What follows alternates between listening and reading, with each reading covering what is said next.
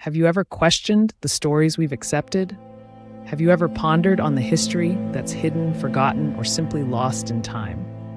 What if I told you that the God of the monotheistic faith, the sovereign entity, once had a wife, a goddess, long vanished in the whirling wind of history? Her name was Asherah, a figure of divine power, transcending the margins of our popular narratives only to be effaced into obscurity. Asherah, worshipped as the Queen of Heaven, was revered in the ancient world. The Divine Mother, emblem of life and fertility, was honored with wooden poles, known as Asherah poles, raised high in her honor. Her images discovered in ancient ruins and temple walls whisper a story lost, a history so intriguing it is bound to unsettle the accepted. Delve with us in the mysterious tale of the lost wife of God, and together let's unravel the enigma of Asherah. Before the Bible was written, before temples rose, there was a goddess. Her name was Asherah, Queen of Heaven, Mother of all life, and for thousands of years she was worshipped beside God. But her name was erased, her image destroyed, her story forgotten until now. Her origin, the first Divine Mother.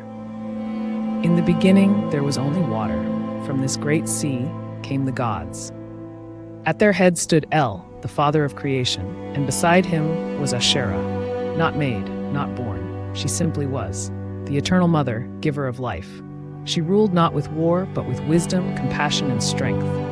She gave birth to the gods, including Baal, the god of rain and storm. Asherah was not far away in the sky. She was near, present in every home, every child, every tree. Women called her name in prayer. They lit candles, they baked sacred bread, they asked her for fertility, for safe births, for healing. Her symbol, a tree, tall, rooted, and life-giving. It was called the Asherah pole, placed at altars and under sacred groves. Her worship was not strange, it was everyday life. She walked with her people. But the winds changed. Prophets rose, and they spoke with fury. Tear down the poles. Break the images. There is no queen beside God. King Josiah ordered her worship wiped from the temple, her name scratched from stone, her figure burned to ash. And so Asherah faded from scripture, from memory, from history. Asherah wasn't just a goddess. She was a force of balance, a partner to El, a consort to Yahweh. And in her there was equality, a sacred harmony between the masculine and the feminine. But as time passed, the divine patriarchy grew. Yahweh became the singular God. Asherah's presence, once equal to his, was diminished, sidelined, and erased. Her worship didn't just disappear overnight. For centuries, her followers fought to keep her memory alive. The people whispered her name in secret, worshipped her beneath the cover of night. But as power shifted to male-dominated empires, her voice was drowned out. Nary yet firm, her worship was rich with meaning, more than just rituals or offerings. Asherah represented fertility and creation. She was the provider, not only of crops and children, but of wisdom. In her temples, women could seek refuge, speak openly, and receive guidance on matters of family, love, and life. People gave her gifts, incense fragrant and sweet, to honor her nurturing spirit. Fig cakes, shaped like her sacred symbols. Silver jewelry, often in the form of lions, trees, or serpents, symbols of her power. Her followers believed that by offering these gifts, they were building a bridge to her divine protection.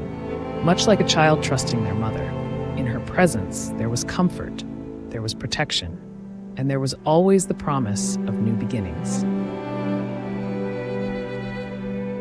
Even after all these centuries, Asherah could not be erased entirely. In hidden places, caves, tombs, and long-forgotten ruins, the whispers of her existence lived on. Artifacts and texts long buried beneath the earth began to emerge. Her symbols, her name, and the traces of her influence resurfaced. In modern times, scholars and archaeologists began to unlock the truth. They unearthed ancient inscriptions, revealing that Asherah was not just a goddess of fertility. She was a goddess of wisdom. She was a divine being who brought balance to the world, not through war or domination, but through harmony and nurturing. The discovery of her worship in ancient Israel shocked the world. Here in these sacred sites, Yahweh and Asherah were once partners, equal, divine, together. Today, Asherah is more than a forgotten goddess. She is a symbol of the feminine divine, of strength, balance, and the importance of remembering the voices that history tried to silence.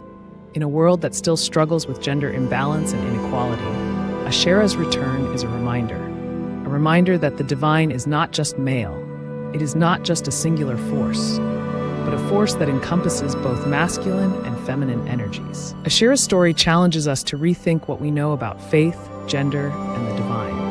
Her voice, though silenced for millennia, calls out again, and it calls for a world where balance, respect, and equality reign supreme.